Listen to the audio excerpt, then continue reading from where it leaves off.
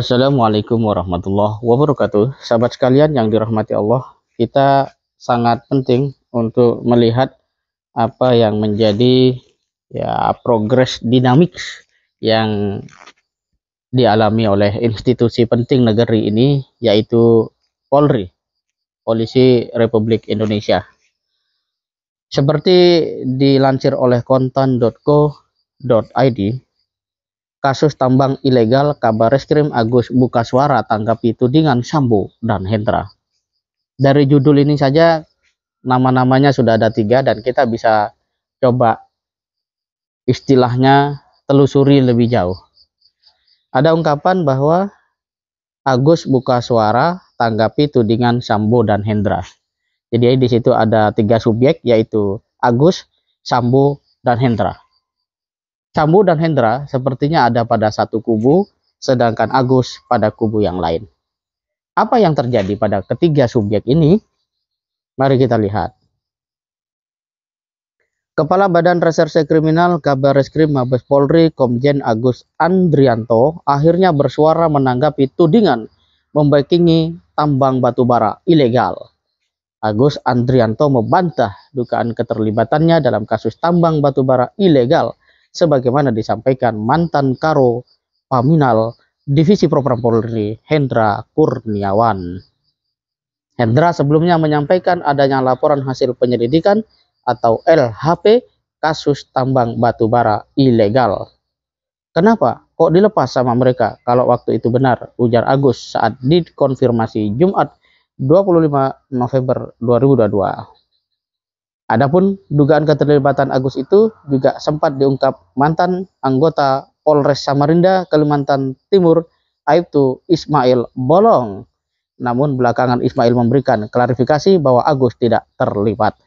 Sahabat sekalian yang dirahmati Allah Subhanahu wa taala, kalau sebuah institusi penting yang diandalkan oleh pemerintah, rakyat, dan negara ini untuk menjalankan, memastikan keamanan berlangsung dengan baik di negeri ini, lalu kemudian mereka terlibat konflik of interest, entah pribadi ataupun kelompok dan golongan, tentu ini akan menjadikan Polri sebagai institusi menjadi lemah.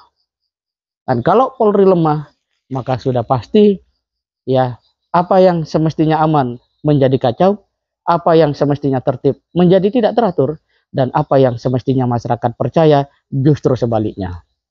Nah, dengan fakta ini, hal yang paling mendesak untuk institusi Polri lakukan adalah menempatkan 3 nama tadi, 3 subjek tadi secara adil dan benar sesuai dengan apa yang seharusnya. Dan itu harus dilakukan.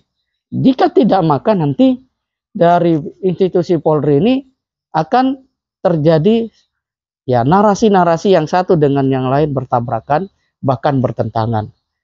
Kalau institusi Polri ini adalah lembaga politik mungkin tidak masalah, tetapi ini adalah lembaga hukum. Bagaimana kita akan mempercayai keamanan, penegakan hukum, keadilan di negeri ini kalau para perwira tinggi di dalam institusi Polri justru saling serang? Dan ini adalah satu kondisi yang betul-betul memprihatinkan bagi kita semua. Dan kalau kita telusuri lebih jauh, mengapa konflik of interest ini terjadi?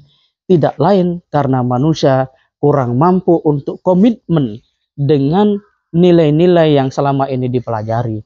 Sebagai Polri misalnya, untuk bisa mengayomi, melindungi, melayani masyarakat, itu tidak lagi jadi prioritas.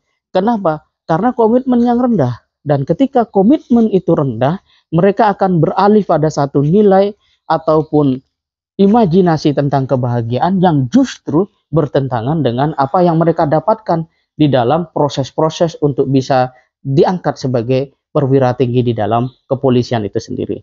Jadi kalau kita mau kembali, maka sebenarnya cara untuk mengatasi ini dari sisi moral sangat sederhana. Pertama adalah mau mengakui, kemudian jujur dan sangat tidak tepat dan sekaligus tidak patut bagaimana institusi Polri, para perwira tingginya baku tuding, baku hadap-hadapan yang tidak saja dalam konteks realitas mereka di dalam menjalankan tugas-tugas kepolisian, tetapi juga ya merebak di media massa. Tentu kita tidak menghendaki ini terus berlarut. Polisi, institusi Polri harus kembali tegak, harus kembali kuat, dan masalah ini adalah syarat yang paling utama untuk segera diselesaikan. Semoga bermanfaat. Assalamualaikum warahmatullahi wabarakatuh.